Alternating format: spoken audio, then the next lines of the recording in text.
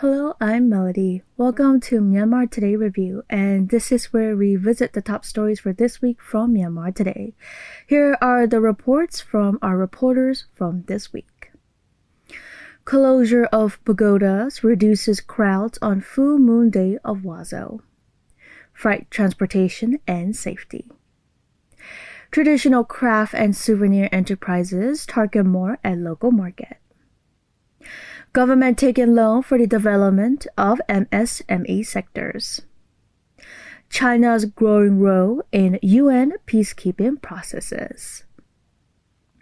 Before we get to the reports, let's take a look at the featured local news from this week. President Wu Myan attended the year 2020 Environmental Green Activities Monsoon Season tree planting ceremony held at Plot 20, Polsangtang Forest Reserve by Naypyidaw Takong Road 1 on Thursday morning. Also present at the ceremony were the Vice Presidents U Myan Sway and U Henry Ventiyu, Union Ministers, Deputy Minister for Natural Resources and Environmental Conservation, Permanent Secretaries, and the officials concerned. At the ceremony, President Wu Myan planted mahogany tree. Similarly, Vice President U Myan Sway planted teakwood tree, and Vice President U Henry Ventiyu planted eugenia tree at the designated places. Next, the Union Ministers, Deputy Minister for Natural Resources and Environmental Conservation, Permanent Secretaries, and the officials concerned planted the trees at the designated places. Later, the President inspected the trees planted at Plot 20, Polsangtang Forest Reserve. The Union Minister for Information, Dr. Myan, delivered an opening remark at the coordination meeting for forming the collective management organizations held at the meeting hall of the Printing House Central, Printing and Publishing Department on Thainpyu Road in Yangon on Tuesday.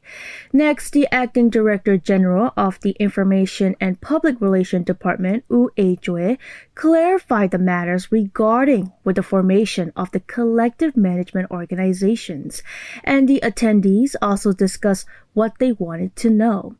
After discussing miscellaneous matters, the Union Minister, Dr. Myan, gave the speech of conclusion. And I believe it's time now for our first report. There are altogether 12 traditional festivals in each month of Myanmar calendar, with all cultural and traditional festivals that are held monthly. Full Moon Day of Waso is a public holiday that marks the commencement of Buddhist Lent that lasts 3 months until October. On the full moon day of Waso, people visit pagodas, perform good deeds, and donate new robes to monks who are retreating into their respective monasteries for meditation and religious exercises.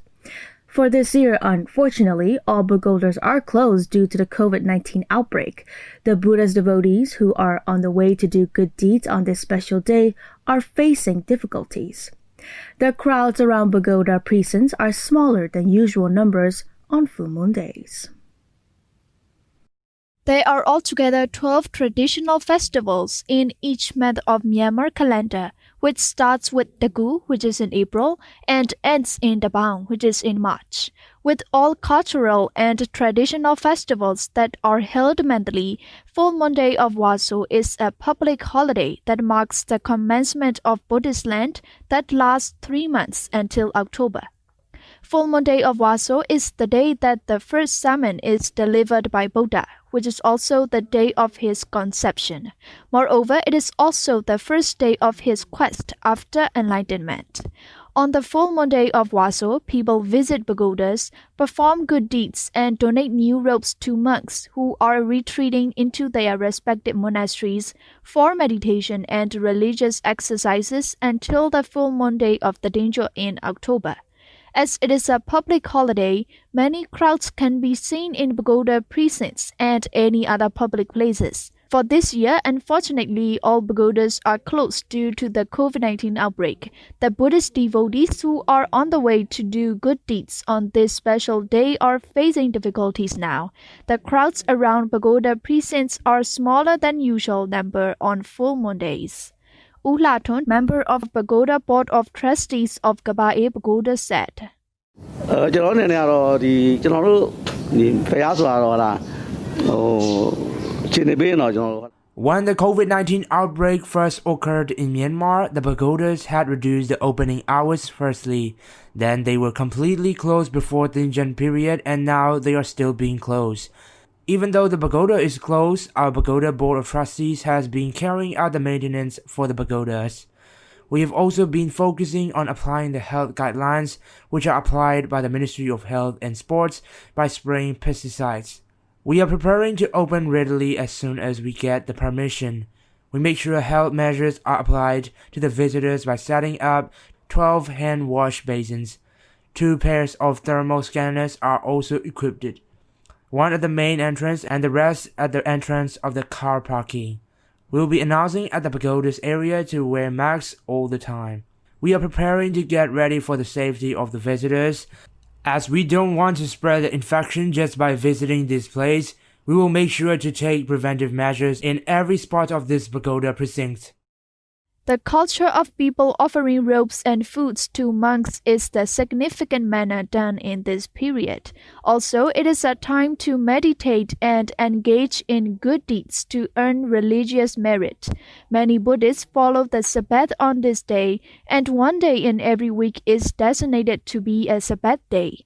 Small Waso robe offering things are done privately by the donors, and that also follow the health guidelines of the ban on gathering not more than 15 persons. Ko So Lamin, who is the robe donor from Mayangkong Township, shared his views on this full moon day. လက်ရှိနေထားဒီဘက်နှစ်မှာတော့ကျွန်တော်တို့ဒါယောဂတွေဖြစ်တော့ဘုရားစီတီတော်တွေအများစုကဝင်ရောက်ဖူးမြောက်ခွင့်မရှိသေးဘူးပေါ့ဗျာဒါပေမဲ့အဲ့လိုပိတ်ထားတာကောင်းပါတယ်ဟိုလူတွေ In my opinion, the closure of pagoda is in the prevention of COVID-19 outbreak is suitable because people's lives are more important. If we keep Buddha in our hearts, we can earn religious merit for sure. For the Buddhists like us, the full moon day of Waso is very special, an important religious day for us because it is the first month of Buddhist land. Even if we can't do good deeds all the time, we should visit pagoda on special day. It is good for us to follow Buddha's teaching and rules. There is also a traditional taboo in weddings beginning on full moon day of Waso, which means that people traditionally hold weddings before and after this 3-month of Buddhist Lent period, and later it becomes normal. That's the report on closure of pagodas reduces crowds on Full Moon Day of Waso. Freight transportation is one of the most important sectors which contribute a lot to the economic growth of the nation in Myanmar. But it is also one of the most sensitive ones when it comes to the accidental cause. Therefore, the Freight Transportation Association in Myanmar has been taking several initiatives to reduce the accidents caused by trucks in Myanmar. Willinson will tell us the full report. Freight transportation is one of the most important means for ensuring smooth and secure flow of goods in Myanmar. The economy of the country is also solely depending on this sector. However, in this process, safety is also another big challenge, which the truck drivers are mostly concerned of, doing the best to avoid unwanted accidents which bring loss. Therefore, according to the report by Myanmar Highway Freight Transportation Services Association, the association has been undertaking several initiatives to improve the safety on the highway for these truck drivers and providing training to the drivers as well. When there is an accident on the road, it affects the drivers along with the other people on the road. And with the aim to avoid such accident, Freight Transportation Association has been imposing several rules and regulations to the drivers, and the association is working on providing driving jobs to the driver with qualified skills. But when it comes to accidental cause, it can also occur due to man mistake, but also due to the condition of road and other weather-related issues. Speaking to MI Radio regarding this matter, O Aung Mo, General Secretary of Myanmar Highway Freight Transportation Services Association said, ဒီကတော့ကျွန်တော်တို့ဒီရင်လုံသားတွေကတော့ဒီကျွန်တော်တို့အမှန်မှားတော့နိုင်ငံတော်ကတော့ခွင့်ပြုထားတာတော့ကျွန်တော်တို့ကုန်လျင်မောင်းတွေကတော့ကျွန်တော်တို့ For the truck drivers, the government has already issued the matter that unless a driver holds red license, he is not allowed to drive truck. However, there is a shortage of drivers with red license, so now black color license holders can also drive the truck. The vehicles the drivers use are not the same anymore, like olden days. We have more advanced vehicles with the modernized technology, so after 2 years of driving experience, a driver can get a black color driving license. Therefore, the requirement to have a specific years of driving experience for a red license is quite hard. So we're negotiating with the related ministry to reduce some of the terms and conditions for gaining license where the drivers can gain red color license within 2 to 3 years. It cannot be valid according to the law, but after 3 years of driving experience, the drivers will take another driving course on safety issue. For now, we have more than 2,000 drivers who have already completed the training course. Freight transportation. With the collaboration of related departments, 2 batches of training courses have been provided to the driver twice in a month since 2016 for the purpose of having qualified, skilled, and fit drivers for freight transportation. Apart from all these safety-related training courses, the drivers are also given training on how to maintain vehicles, as sometimes the accidents are direct cause of improper maintenance of vehicles. Konawin Aung is one of the drivers who has been working in freight transportation and services between Yangon and Mongyua, and he also spoke to MI Radio and said, When it comes to accidental cause, we are taking precaution especially about the weather. But once we are inside the city, then it is a matter of motorbikes. Some people drive their bike recklessly, and so it is the driver who must be very careful when driving inside the city. In the previous time, a single driver make around 6 to 7 trips in a month, but now they are able to make only about 3 to 4 trips in a month. As the situation is not that still good, but it also depends on how skillful the driver are. But I think this is the time that we train the driver very well to avoid the accidental causes. In the previous time, we did not have opportunity like what we have today, where the drivers can go to driving training for personal improvement. As for today, we have better system to train the driver. I believe it will have this freight transportation services very well, and it is also good for employment of the people. Freight Transportation Association also pointed out that the main cause of accidents in Myanmar is mostly related to numerous number of motorbikes on the road and not following traffic rules. According to the report, there are about 50,000 trucks operating in Myanmar. This is Williamson for MI Radio. That's the report on freight transportation and safety. Moving on to the third report. The suspension of international flights amid COVID-19 brings no foreign tourists coming into the country, and the market of traditional craft and souvenir is changing their target to local people.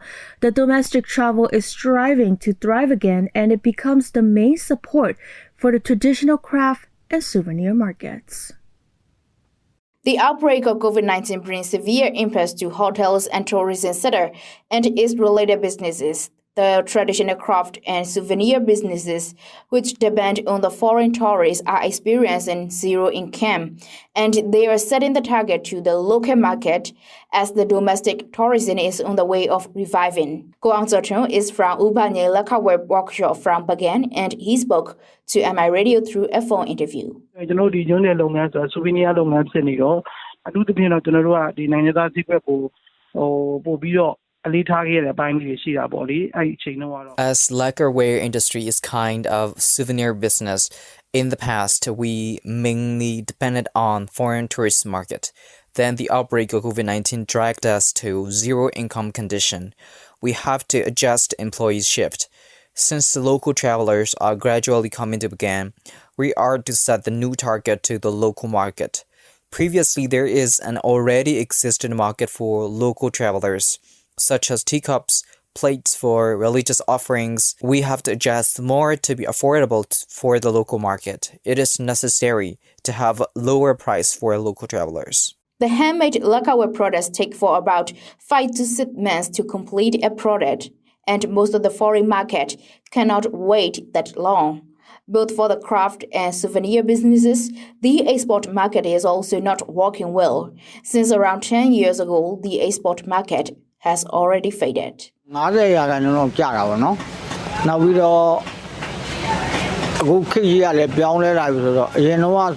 There's 50% of drop in sales.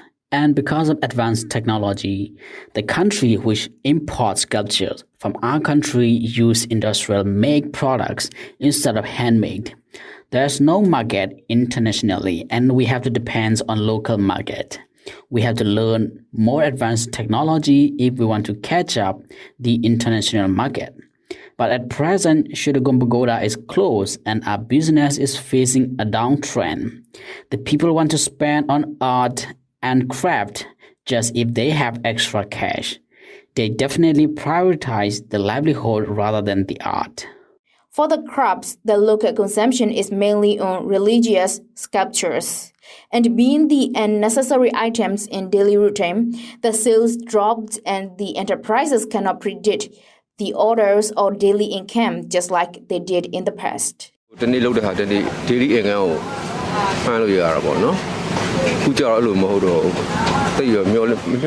is much difference between current situation and the previous period. Usually we had 40,000 kyats to 50,000 kyats incomes in a day, and now it has dropped over half of the daily income. We depend on local market for religious belief. The crafts and souvenir enterprises are expecting more support from government financially and technologically. For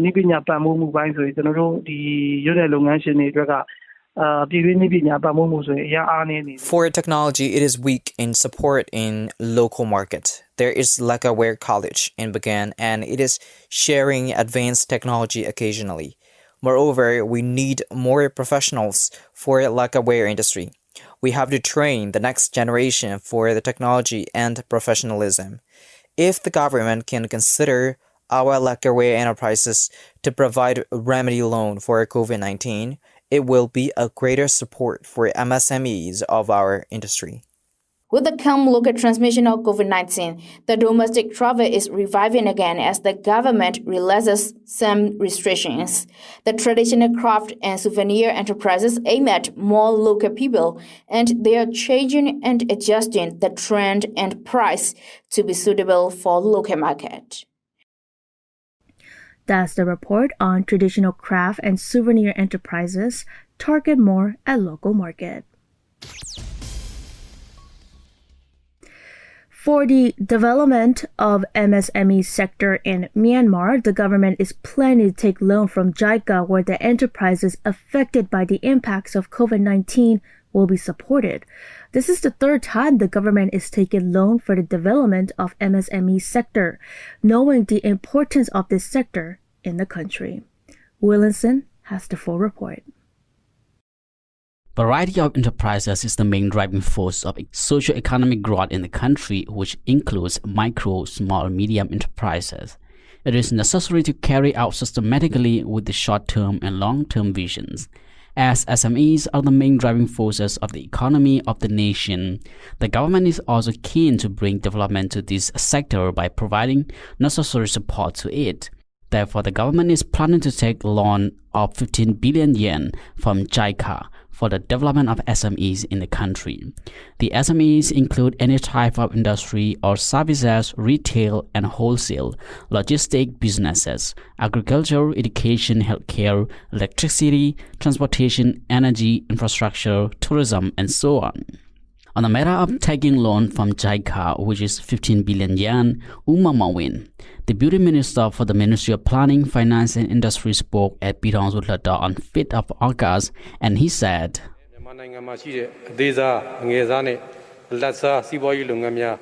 MSME For the first phase of the project for the development of MSMEs, we had taken ODA loan from JICA in 2015 and 2016 fiscal year, which was 5.033 billion yen or 60.241 billion chats. With the first phase of the project till June 2020, we have given loan to 435 business persons from the MSME sector. The amount of loan is 93.288 billion chats. As it has been about 5 years since the first phase of the project was initiated, we have loaned out all the money to the enterprises in Myanmar, although we have about 60 billion chats. The reason we have more amount of loan given out than the initial amount of loan is some of the enterprises have repaid back the loan, which makes we have more capital than the actual amount of the loan. As we have policy of one customer, one chance, we don't give loan to the enterprises who have already taken the loan, and this is called credit creation in banking. 14.949 billion yen or 196.979 billion chats was also taken from JICA as a loan for the second phase project, which was taken in 2018, where 772 of the enterprises were given the loan with this loan, and the amount of loan given to them is 129.25 billion chats in total. According to the report by the Ministry of Planning, Finance and Industry, some of the main challenges in giving loan to enterprises are, according to the terms and conditions of JICA, 80% of loan which is called fixed capital must be spent and another 20% must be spent as working capital. And when it comes to giving loans to MSMEs, many of enterprises are not suitable with these terms and conditions, and MSMEs want more of working capital where there will be more of profit. And another challenge is there is a limited resource with insurance, which make loan a hard choice for many MSMEs as they don't want to risk business without insurance. And there is also a weak point from MSMEs in keeping the cash flow systematically.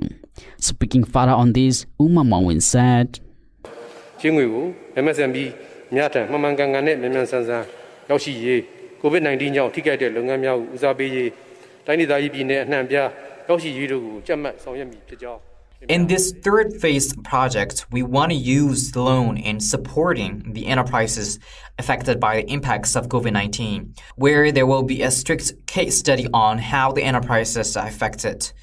We will make sure that this loan reaches out to the businesses mostly affected by COVID-19, and it reaches the enterprises across the country. There are registered MSMEs 34,382 enterprises in Myanmar, according to the report. Some of the areas which are given priority in giving loan include construction, food, dairy, fisheries, fertilizer-related enterprises, plastic-related enterprises, textile, rubber production, handcrafts, tourism, media and communication enterprises, and electrification of rural areas. The loan of 15 billion yen from JICA was approved by Bidong Sutlador for the development of MSMEs. That's the report on government taking loan for the development of MSME sectors. It has been 30 years since China has been performing the UN peacekeeping missions, and year after year it is expanding its role in the progresses. Currently, China is participating in 26 UN peacemaking missions by sending more than 40,000 peacekeepers. China has joined the United Nations peacekeeping mission in 1990, and now it is participating in 26 UN peacekeeping missions. China is the second largest contributor to UN's peacekeeping budget, contributing 15.22% of total budget, which was $7 billion in 2019. China has made a positive contribution to peacekeeping efforts by supporting troops, helicopters, and funds, which has strengthened the UN's peacekeeping capabilities. Masood Damu from CRI Myanmar Department of China Media Group tell more information to MI Radio. 1945ခုနှစ်ဒီဇွန်လ25ရက်နေ့မှာတရုတ်နိုင်ငံဟာပေါ့နော်ကုလသမဂ္ဂပဋိညာဉ်စာချုပ်မှာလက်မှတ်ရေးထိုးချုပ်ဆိုခဲ့တဲ့ပထမဆုံးနိုင်ငံလေးဖြစ်ပါတယ်အခုဆိုရင်ကုလသမဂ္ဂပဋိညာဉ်စာချုပ်ချုပ်ဆိုခဲ့တဲ့နှစ်ဟာဆိုရင်85နှစ်ပြည့်မြောက်ခဲ့ပါပြီဒီကာလအတွင်းမှာတရုတ်နိုင်ငံဟာဒီဗတ်ပေါင်းစုံဝါဒကိုထိမ့်သိမ်းဆောက်ရှောက်ပြီးပေါ့နော်ဒီကမ္ဘာတဝန်းဇက်တိုက်ဖွံ့ဖြိုးတိုးတက်မှုလက်တွေ့အကောင်အထည်ဖော်ဖို့ဆိုတဲ့ဆောင်ပုဒ်အတိုင်းဒုတိယကမ္ဘာစစ်အပြီးနိုင်ငံတကာစီးစနစ်နဲ့ပေါ့နော်ကမ္ဘာအေဂျင့်တည်ငြိမ်မှုထိန်းသိမ်းကာကွယ်ဖို့အတွက်ကုလသမဂ္ဂမှာပါဝင်ခဲ့တဲ့နိုင်ငံတနိုင်ငံလည်းဖြစ်ပါတယ်အထူးသဖြင့်ဒီတရုတ်တပ်မတော်ဟာကမ္ဘာငြိမ်းချမ်းရေးကိုထိန်းသိမ်းကာကွယ်ဖို့ပေါ့နော်အင်အားတစ်ခုဖြစ်တယ်လို့လည်းပြောလို့ရတယ်အခုနှစ်ကဆိုရင်ဒီတရုတ်နိုင်ငံအနေနဲ့ပေါ့နော်ကုလသမဂ္ဂငြိမ်းချမ်းမှုထိန်းသိမ်းရေးလုပ်ငန်းတာဝန်မှာပါဝင်ဆောင်ရွက်ခဲ့တဲ့နှစ်30ပြည့်မြောက်တဲ့နှစ်လည်းဖြစ်တယ်ဒါအပြင်ဒီလက်ရှိအချိန်အထိပေါ့နော်တရုတ်တပ်မတော်ဟာဒီငြိမ်းချမ်းမှုထိန်းသိမ်းရေးစစ်ဖက်ဝန်ထမ်း4တောင်းကျော်ကိုစေလွှတ်ပြီးတော့ပေါ့နော်ကုလသမဂ္ဂငြိမ်းချမ်းမှုထိန်းသိမ်းရေးတာဝန်26ရက်မှာပါဝင်ဆောင်ရွက်လျက်လည်းရှိသလိုတရုတ်စစ်သည်10ဦးကျော်ကလည်းဒီငြိမ်းချမ်းရေးလုပ်ငန်းတာဝန်တွေလှုပ်ဆောင်ရင်ပေါ့နော်အသက်ပေးလူခဲ့တာကိုလည်းအားလုံးအသိဖြစ်မှာပါတရုတ်တပ်မတော်ဟာဆိုရင်သူ့ပြည်ရင်းဒီတရုတ်နိုင်ငံအတွင်းမှာလည်းပြည်သူတွေကိုပေါ့နော်ထိန်းသိမ်းကာကွယ်သူဖြစ်တယ်လို့နိုင်ငံတကာမှာလည်းကမ္ဘာအေဂျင့်တည်ငြိမ်မှုထိန်းသိမ်းကာကွယ်သူဖြစ်တဲ့အတွက်ကုလသမဂ္ဂဒီငြိမ်းချမ်းရေးဖော်ဆောင်မှုမှာတရုတ်နိုင်ငံရဲ့အခန်းကဏ္ဍတိုးတက်လာတယ်လို့ပဲကျွန်တော်တို့သုံးသပ်ချက်ပေးချင်ပါတယ်ရှင်China is committed to defending the UN's authority, promoting multilateralism, and it has carried out dozens of humanitarian missions around the world. It trained peacekeeping personnel from other countries, protected Chinese and foreign vessels, established peacekeeping standby force, cleared mines and various unexploded ordnance, built or repaired roads in peacekeeping operation areas, and transported million tons of supplies. China plays an increasingly active role in reforming and improving the global governance system, and it is expanding its role in UN's peacekeeping missions year after year. News reported by Dora Susan from Myanmar International Radio. That's the report on China's growing role in UN peacekeeping processes. Now to international news. At least 17 people were killed and over 120 have been left injured after an Air India Express plane crash landed in the southern Indian city of Kozhikode during heavy rain on Friday. The plane's fuselage split in two as it overshot the runway and fell into a valley. Abdul Karam, a senior Kerala State Police officer, said the dead included both pilots and 15 passengers. He added at least 15 of the injured were in a critical condition. 10 children are believed to have been among the 191 passengers on board. It was a repatriation flight from Dubai operated by the government to bring Indians home during international travel restrictions due to the spread of COVID-19.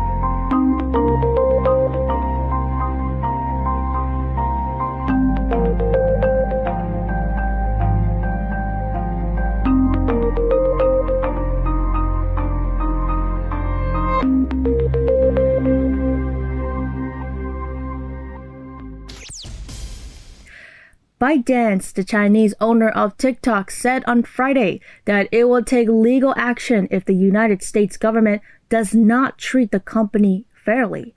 The company issued a statement after U.S. President Donald Trump on Thursday signed an executive order barring transactions with ByteDance and also Tencent, the owner of WeChat, starting in 45 days. The executive orders came as the Trump administration said this week it was stepping up efforts to purge what it calls untrusted Chinese apps from U.S. digital networks and called the Chinese-owned short video app TikTok and messenger app WeChat significant threats. ByteDance short video sharing app TikTok is so far one of the most popular Chinese internet sensations in the global market. That's all with the news and reports on Myanmar Today Review. We'll be back next week. Thank you for watching.